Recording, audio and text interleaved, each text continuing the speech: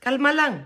Ang pinakamalakas na sinasabi ni Tatay Digong is, ang bula ay umiikot. Okay lang. It will correct itself in due time.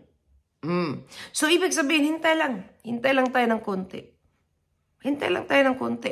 Masakit man sa aking dibdib na si Tatay Digong ay, tingnan mo ha, sabi niya ha, okay lang.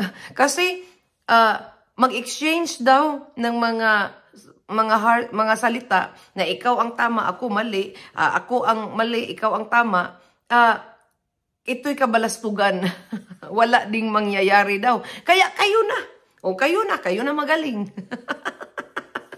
Kayo na ang magaling. Hindi po kinuha yan ni Tatay Digong ha. Sabi niya, kayo na, tama na. Lahat ng ginagawa nyo dito'y tama.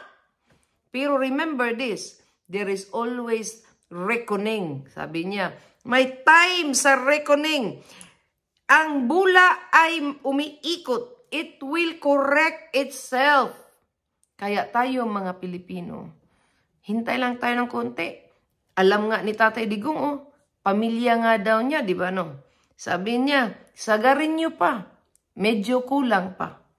Pamilya ko, we can take it.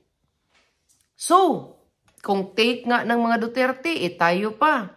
Kaya hintay-hintay lang ng konti. Sabihin nyo naman yan sa mga bago nyo ibang mga vloggers dyan na nag-away-away. Normal lang yan po.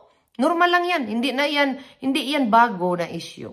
Always yan. May mga magsitalikuran, may mga magsibalikan, may mga nag-aaway, may mga nagbabati.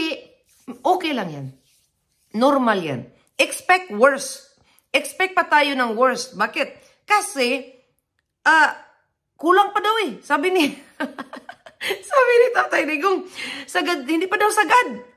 Bilib naman ako kay Tatay Digong, hindi pa sagad. Yung mga pamilya ko doon, wala nang pambayad sa kuryente.